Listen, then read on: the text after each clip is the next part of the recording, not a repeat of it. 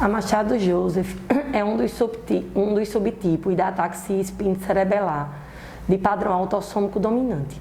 Então, existe mais de 50 subtipos, né, da forma dominante. E a Machado Joseph é a tipo 3. A ataxia espinocerebelar, as ataxias, na verdade, são enfermidades que causam incoordenação e desequilíbrio por dano no cerebelo, que é uma região do sistema nervoso central relacionada exatamente pela execução automática dos movimentos de maneira geral. São doenças genéticas que são herdadas. Então, existem as ataxias recessivas e existem as ataxias dominantes.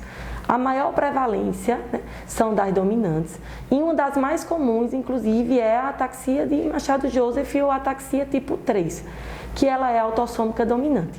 O que é que isso significa? Que no nosso cromossomo, geralmente a gente carrega 2 genes para cada função. Então, se você é um paciente que tem uma ataxia espinocerebelar tipo 3, você pode ter 1 ou 2 genes que juntos darão a doença. Então, vamos supor que você é um paciente que a gente chama de homozigoto, ou seja, tem os 2 genes afetados responsáveis pela doença. Todos os seus filhos herdarão um gene, porque se você é homozigoto, você, independente do cromossomo que você mandar para o seu filho, ele vai levar um gene. Se você é um heterozigoto, o que é isso? Tem um gene afetado e o outro gene normal. A gente faz assim. Só que o afetado ele é dominante. 50% dos seus filhos, que você vai mandar esse aqui, vai ter a doença. E 50%, se você mandar o gene normal, não vai ter a doença. Então, em geral, os pacientes perguntam, eu vou passar para o meu filho? Depende do padrão de herança que você tem. Se você tem os 2 genes afetados, passarão para todos os filhos. Isso se chama homozigose. Se você tem só um gene afetado, isso se chama de heterozigose e seus filhos podem herdar a doença 50% e podem levar o gene normal em 50% dos casos.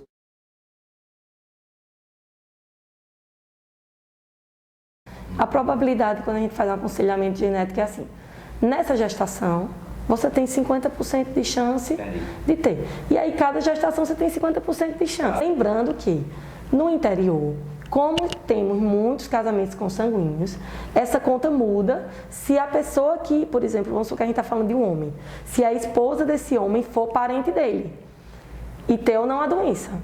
Porque a gente sabe que são doenças que são muito comuns em famílias numerosas, como você bem perguntou. Nosso interior tem muitos casamentos consanguíneos, inclusive por isso o estado da Paraíba tem muita doença genética, na verdade em todo o Nordeste. Se pegamos o nosso Nordeste, ele tem mais deficiências do que todo o resto do Brasil e a imensa maioria dessas deficiências são causadas por doença genética, exatamente pelo nosso histórico de famílias numerosas, de casamentos consanguíneos, enfim. Então isso varia a depender de quem é o casal. Se é um casal com um grau de parentesco ou um casal sem grau de parentesco. Existe catalogado aqui na Paraíba quantos tipos de doenças genéticas? Não temos dados estatísticos e epidemiológicos. Na verdade, a gente não tem na América do Sul inteira. Recentemente eu fiz até uma pesquisa bibliográfica em relação a essas doenças. Então, assim, a gente tem relatos de serviços específicos. Alguns hospitais que relatam, no meu serviço tem isso, mas a gente não tem um dado de doenças genéticas, quais doenças genéticas específicas a gente tem. Principalmente essas que a gente não tem um tratamento curativo, porque atualmente, por exemplo, algumas doenças como a atrofia muscular espinhal, que tem tratamento curativo, o Duchenne, a gente consegue meio que catalogar isso porque esses pacientes buscam mais os serviços universitários e aí a gente consegue ter uma ideia de quem são os pacientes. Mas em relação a essas doenças que ainda não têm um tratamento curativo, muitas dessas famílias inclusive nem têm diagnóstico. Muitas têm até medo de saber o diagnóstico, como foi aquela nosso outro estudo que aconteceu lá no sertão da Paraíba com a distrofia por deficiência de disferlina.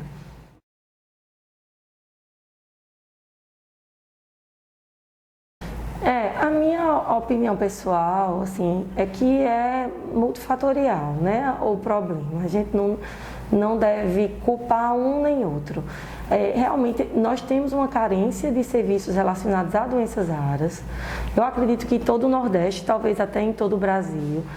Isso é uma realidade que vem mudando, porque a cada dia eu acho que vem se falando mais sobre doenças raras, inclusive com implantação de serviços relacionados a doenças raras. Aqui em João Pessoa, inclusive, está, assim, a mídia tem começado a falar de hospitais, de centros relacionados a doenças raras.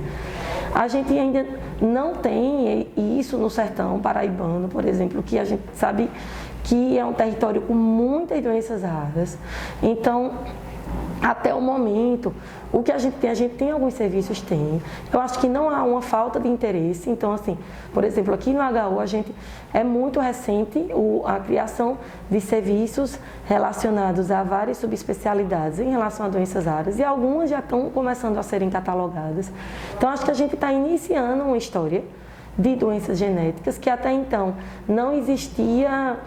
Eu vou dizer até então, até um tempo atrás não existia muito esse olhar voltado para doenças raras, e eu acho que todo o Brasil está meio que se mobilizando para tirar isso dos centros universitários, né? Até porque quando a gente fala assim em doenças raras, se a gente parar para pensar, eu estou aqui há 10 anos e fazer um teste genético era uma coisa assim praticamente inimaginável, né? A gente não fazia isso, querendo ou não, há descobertas e a gente vem descobrindo diariamente novos genes, novas variantes patogênicas, as variantes de significado incerto, isso é tudo muito novo.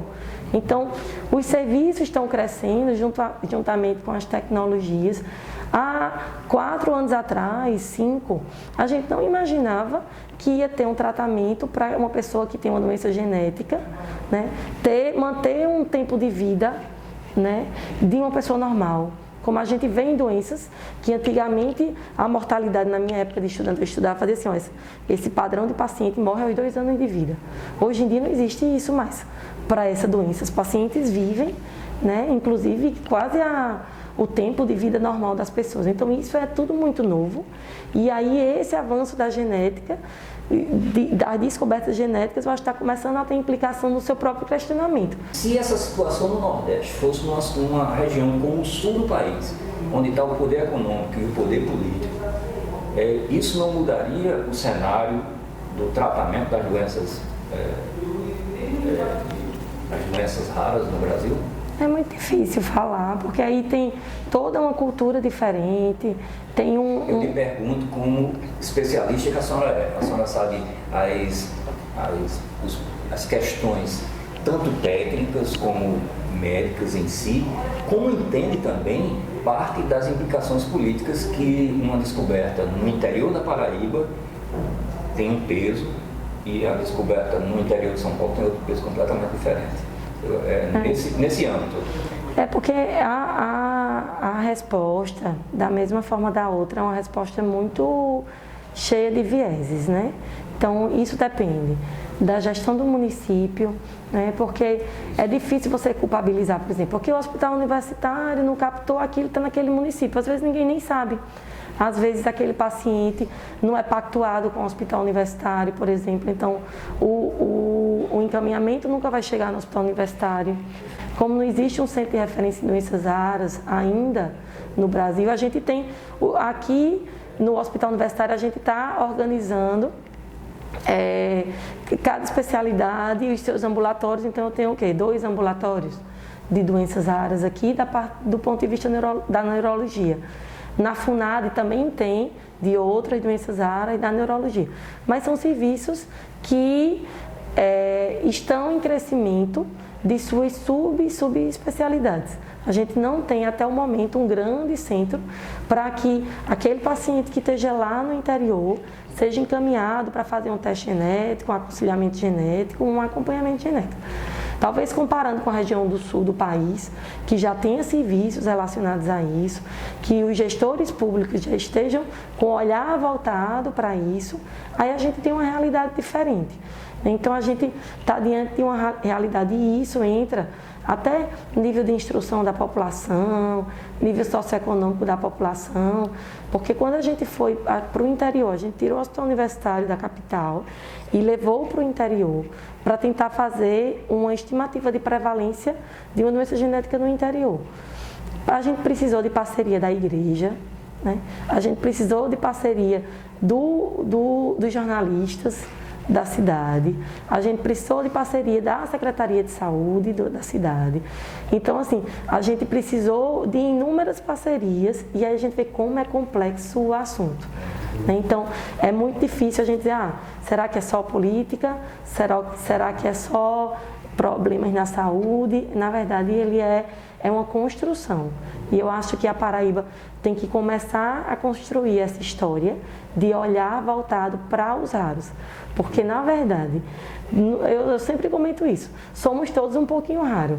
Porque todo mundo tem um parente, um amigo, uma descendência, né? Ou vai ter um filho, então todos nós temos um laçozinho com o raro. Doutora Isabela, especificamente sobre a Machado Joseph, tá. Há um tempo já que eu venho iniciando assim, um levantamento preliminar, né, em contato com algumas famílias, com pessoas diagnosticadas, a grande maioria de Lagoa, da cidade aqui do interior da Paraíba, e eu venho assim constatando que essas pessoas, de fato, aquelas que têm um diagnóstico, elas tiveram que sair, né, para um outro estado em busca do diagnóstico. A grande maioria dessas pessoas, o tratamento que elas têm são fisioterapias, uma sessão de fisioterapia a cada semana, aquelas que têm algum tipo de acompanhamento. Né? Então, e o número de casos que é assustador. Uma cidade como Lagoa, que não tem 5 mil habitantes, né, só esse levantamento preliminar de diagnóstico, eu relacionei aqui mais de 25 pessoas com diagnóstico numa cidade como Lagoa de 5 mil habitantes. Então, eu acredito até que fazendo uma comparação entre Lagoa e a cidade, se eu não me engano, dos Açores, né, lá em Portugal, elas se equivalem, né, onde se originou a doença. Isso. Então, haveria uma possibilidade de acompanhar, de realizar um estudo, porque eu acho que é um momento de que essas pessoas, né, dessas cidades, como Lagoa, como Santa Cruz, como Bom Sucesso, no mínimo, elas deveriam pelo menos ter um aconselhamento genético, porque a coisa vai se agravar, não é? Com certeza. Isso futuramente a Paraíba vai se tornar um centro de doenças raras no país, né? Por tantas e tantas doenças no interior da Paraíba. Concordo plenamente. E eu acho que os gestores do município, de cada município, porque o que acontece em Lagoa deve acontecer em inúmeros outros municípios com inúmeras outras doenças, exatamente por esse histórico de consanguinidade, de famílias numerosas, enfim. Seria muito importante que cada município fizesse parcerias com centros, né, com centros de investigação. Porque, por exemplo, não existe pelo SUS teste genético, pelo menos aqui na Paraíba não é fornecido, para diagnóstico de ataxias. Então, isso é um passo importante para dar, porque sem diagnóstico não temos tratamento adequado, né? Então, como a gente falou, das ataxias autossômicas dominantes, que é o padrão da Machado Joseph, existe cerca de 50 ou mais, até o momento, que cada dia se descobre mais uma. Então, diagnosticar qual é o subtipo específico, a gente consegue compreender qual a evolução da doença, que sintomas são esperados para a doença, que tratamento a gente pode fazer, tanto do ponto de vista de sintomático, quanto do ponto de vista de reabilitação. Então, quais profissionais de reabilitação eu preciso para esse padrão, que é um padrão mais prevalente aqui? Será que eu vou precisar de fisiorrespiratória, de fisiomotora? Será que eu preciso de terapia ocupacional, de fono? Então, conhecer esse padrão e conhecer a população, ela é importante para a elaboração de políticas públicas.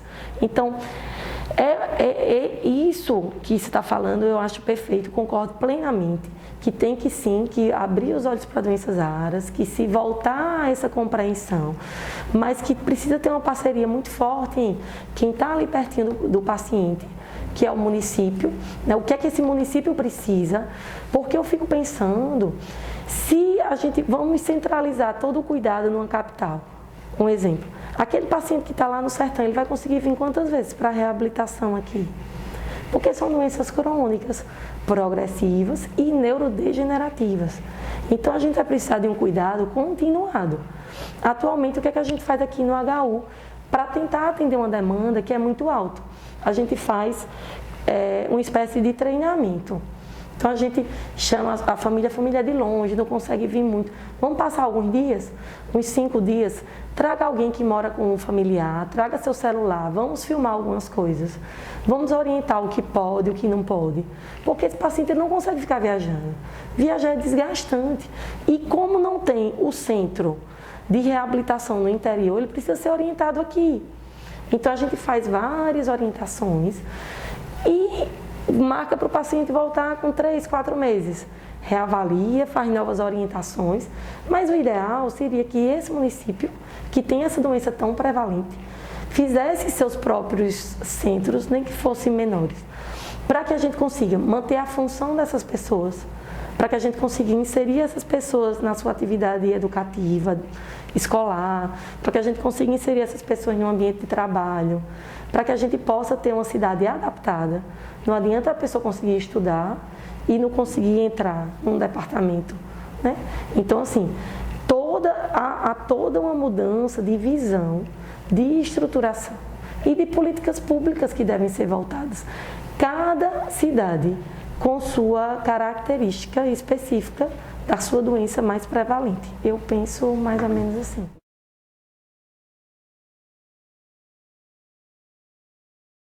Em geral, a entrada é via PSF. Então, assim, existe uma porcentagem, eu acredito que 70% mais ou menos das vagas. Atualmente é via PSF, então o paciente vai para o PSF, pede a marcação para um neurologista, né?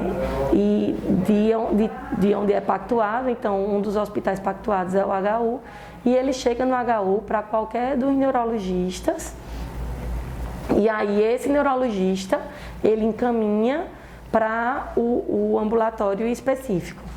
Então, aqui a gente tem ambulatórios específicos de neuromuscular, distúrbio do movimento, demência, mas a chega por qualquer ambulatório e aqui dentro a gente encaminha para um ambulatório específico de cada enfermidade. Doutora, eu tenho aqui 2 perguntas aqui do Hamilton de Souza e Silva. Ele é da cidade de Lagoa, é um paciente com doenças raras. Ele pergunta aqui se a doença de Machado Joseph pula gerações. Como eu falei, se o paciente for heterozigoto, por exemplo, ele pode dar, em cada gestação, ele tem 50% de probabilidade de enviar o gene afetado e 50% de enviar o gene normal, que é o recessivo. Se o filho tem só o gene normal, ele não vai ter a doença. Como os casamentos são muito entreaparentados, então, se essa pessoa, esse filho que não tem o gene, casa com um primo, ele pode não ter a doença, a esposa ter, por exemplo, e o filho ter. Então, pode pular, né? E aí, o que você falou em relação ao aconselhamento genético é importantíssimo.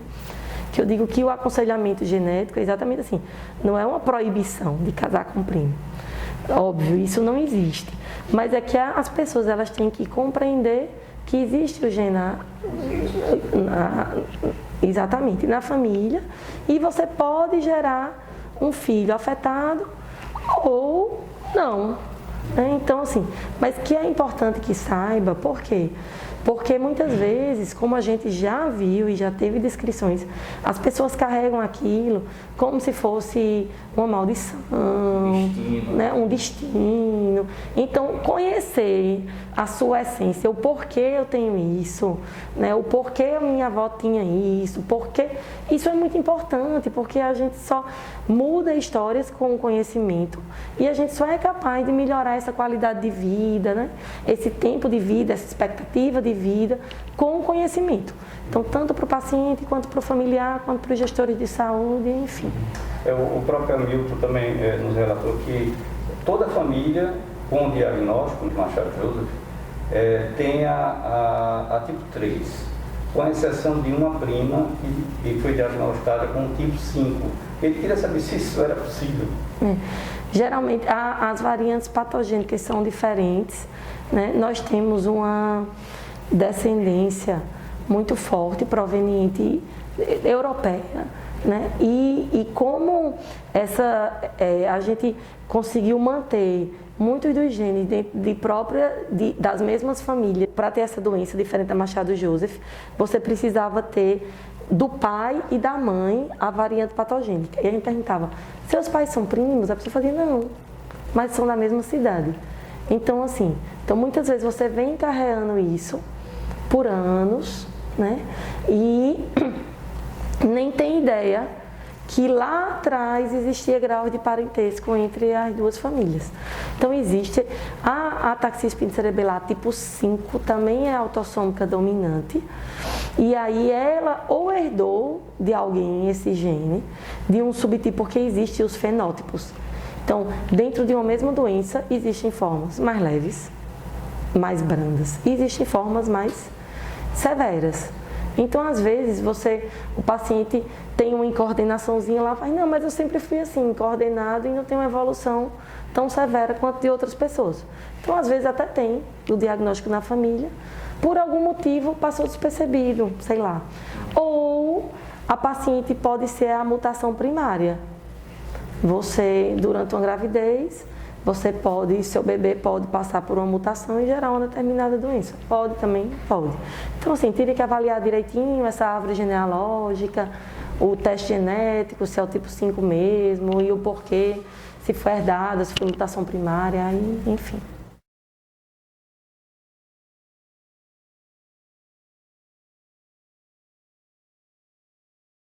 Então, como todas as ataxias, ela causa desequilíbrio e incoordenação.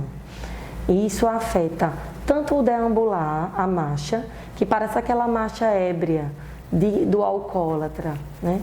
Quanto a incoordenação para realizar um movimento, o movimento fica dismétrico. O que é isso? Quando realiza um movimento, ele tem uma metria. A gente consegue planejar a velocidade de realização do movimento, a quantidade de força que coloca no movimento, o trajeto do movimento. E isso a gente faz de forma automática.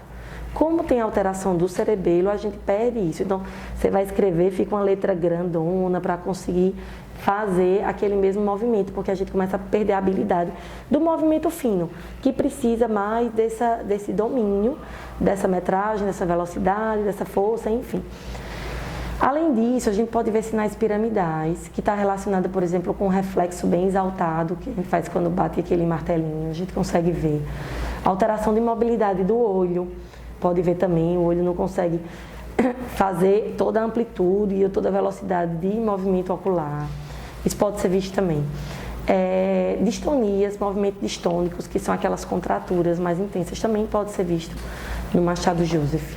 Doença de nervo periférico também pode ser visto, que são polineuropatias periféricas, pode ter associado também, que pode gerar algum tipo de fraqueza ou alterações sensitivas. Então, assim, como vocês perceberam, a ataxia de Machado-Joseph é um subtipo que pode ter vários fenótipos. O que é isso? Várias apresentações clínicas.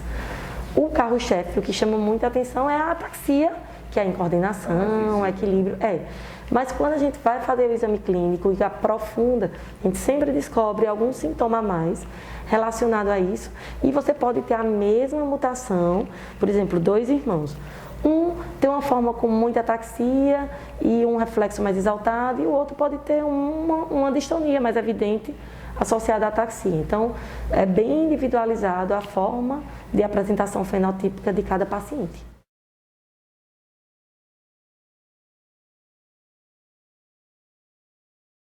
Geralmente, esse subtipo é entre a 3ª e 4ª década, porque cada subtipo tem apresentações diferentes. Tem uns que começam mais na infância, tem outros mais tardio, mas o Machado-Joseph é mais ou menos 3ª, 4ª década de vida. 40 anos nessa faixa, então seria comum a pessoa descobrir que tem essa doença aos 40 anos? Pode. Você pode se casar, ter filhos e não saber que tem a doença, por exemplo. Quer dizer, e transmitir o gene. Você só vai descobrir depois de ter gerado, a sua segunda geração. Não é? Você tem 3, 4 filhos a quem você pode ter entregue o gene defeituoso, vamos dizer. Você pode ter passado a adolescência toda normal, por exemplo. Eu tenho relatos de várias famílias aqui, né, na Paraíba, que a mãe ou o pai tem um diagnóstico, mas o filho, ele não sabe, que não fez ainda, né, o exame, ele tem receio, a mãe também descobriu. Né? Então, ele não apresenta nenhum sintoma ainda. Né? Então, é assim, tem vários casos nesse sentido, que a mãe ou o pai tem o diagnóstico, mas os filhos ainda não. E é engraçado, assim, o que é o certo? Não é difícil falar de verdades. Ou será que existe uma verdade absoluta, né? Qual é a verdade? Será que é interessante para o adolescente saber que ele tem uma mutação?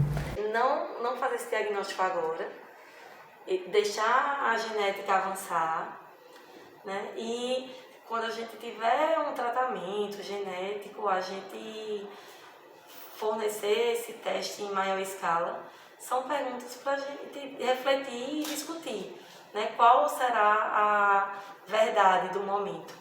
Então, talvez o aconselhamento genético possa captar isso nas famílias. Nessa estratégia de você minimizar os efeitos psicológicos e físicos da doença, o aconselhamento genético continua sendo a melhor coisa. Com certeza. Mas, por exemplo, no caso do que Cindy citou, desse jovem que está na família e ainda não fez teste algum para identificar, se ele resolver fazer e detectar, você vai desenvolver sim a doença. O que é que pode ser feito, além de um acompanhamento psicológico para prepará-lo, caso eu digo assim, para minimizar algum efeito da doença, não pode ser feito nada? A gente não sabe o fenótipo dele, se ele vai fazer uma forma mais leve, uma forma mais severa. A gente não tem como dizer quando ele começa a sentir os primeiros sintomas da doença. A gente não tem como falar muita coisa, porque não temos bola de cristal, né? Entendi. Cada pessoa vai desenvolver de uma forma diferente. Será que esse paciente, ele não ia começar a doença só com 40 e poucos anos? E ficou dos 15 até os 40 esperando chegar uma doença e não viveu esse tempo? Isso é uma pergunta. Será que vale a pena? É uma avaliação muito séria. É muito séria. Então, será que vale a pena sair fazendo uma triagem de toda essa cidade? E aquela pessoa, às vezes, tem ali o gene, mas vai desenvolver uma forma bem leve, que nem atrapalhou a vida dela. Outra coisa existe um tratamento curativo para ataxia espinocerebelar tipo 3. Vamos supor que surgiu essa notícia. Então, nesse momento, eu acho que muda o cenário. Então, agora que existe um tratamento curativo, será que seria interessante a gente fazer um rastreio de todo mundo? Porque aí a gente já começa a tratar esse paciente e já vai prevenir uma sequela futura, não é? Então, assim, depende muito de em que momento da história a gente está. Então, a minha resposta hoje, do que eu penso, pode ser bem diferente da minha resposta daqui a 2, 3, 4, 5 anos. Então, esse é um dilema da medicina hoje. Né? No caso desse rapaz, realmente muito difícil dar uma notícia a um jovem a doença sem poder oferecer a ele um serviço efetivo, que nem a ciência teria ainda. Exatamente. Até mesmo assim, tem 2 primos casados. Não se diz nunca assim, não tenha filhos. Até porque se aquela pessoa tem a doença, será que aquela pessoa também não queria estar viva? Né? Eu discuti um dia desse uma pessoa que tem uma doença genética. E assim, o fato do aconselhamento genético é para a gente saber possibilidades. Né? Você tem a possibilidade de ter um filho afetado. Tá. E o que é que isso implica na sua vida? Né? Com a paciente, eu disse, a paciente tem uma doença genética, tá? E ótima, ela é independente, casada, tem seu curso superior, enfim. Ela disse, doutora, eu tenho uma chance de ter um filho afetado? Por exemplo, tem. E aí? Aí ela disse, eu ia amar do mesmo jeito. E eu acho que ele ia ser feliz assim como eu sou. Então não existe verdades absolutas, né? Qual é a verdade daquela pessoa que está na sua frente? Eu sempre penso assim quando eu estou com um paciente. Então o paciente tem que ser conhecedor do que a ciência tem a lhe mostrar. Mas no fim das contas, o poder de decisão é de quem está ali na frente. É daquela família, é daquele casal, né? Então, assim, é certo, é errado, depende do ponto de vista. Faz o teste, não faz o teste, né? É para isso que existe a autonomia, que é um dos conceitos bioéticos, né? Que a gente tem que prezar. Não importa o que eu pense, o que importa é a autonomia de quem está na minha frente. Eu dou as ferramentas, aí a pessoa decide, o meu caminho é esse, o meu caminho é aquele. E eu acho que o papel do médico é apoiar a decisão da pessoa a depender da verdade daquela pessoa.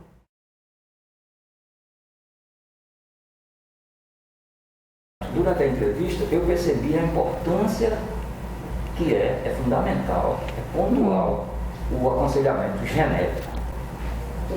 A senhora não acha que deveria, ou o que a senhora acha deveria de se colocar o aconselhamento genético como uma ação da prefeitura, como a senhora falou, uma ação que esteja postada como regra para quem passa pelo PSF, por exemplo? Fantástico. Que é a porta de entrada. Com certeza.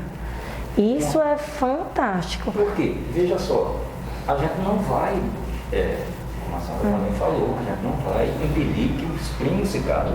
Questão de afinidade, amor, já foi, isso aí já passou. Né? É impossível você chegar com uma pessoa e dizer, você não pode não é?